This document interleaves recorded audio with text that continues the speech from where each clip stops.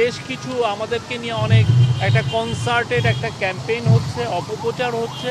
তো সেই বিষয়ে আজকে মিটিংয়ের থেকে বিএনপির তরফ থেকেও একটা বার্তা দেওয়া হয় যে ন্যাশনাল ঐক্যর কথা বলা হয়, এবং প্রফেসর ইউনূস আমাদের প্রধান উপদেষ্টা উনিও এই ন্যাশনাল ইউনিটির কথা বলেছেন যে জাতির সমস্ত ইউনিটির ক্ষেত্রে, জাতির স্ট্যাবিলিটির ক্ষেত্রে উনি সবার মধ্যে ইউনিটির কথা বলেছেন।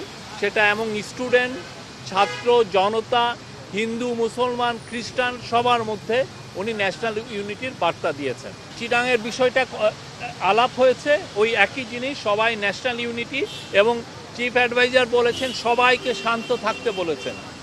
হ্যাঁ, সবাইকে শান্তির বার্তা দিয়েছেন এবং সবাইকে শান্ত থাকতে বলেছেন। চিটাং মেট্রোপলিটন পুলিশের থেকে যেটা পেয়েছি যে মোট ৩৩ জনকে অ্যারেস্ট করা হয়েছে।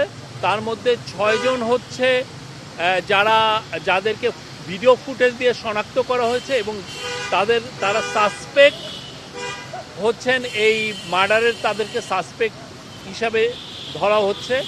আর ২১ জনকে অ্যারেস্ট করা হয়েছে হচ্ছে, আপনি দেখেছেন, আমরা আমাদের স্টেটমেন্টে দিয়েছি যে তারা ভ্যান্ডালিজমে এবং পুলিশের সাথে মারামারি করার কারণে তাদেরকে ধরা হয়েছে।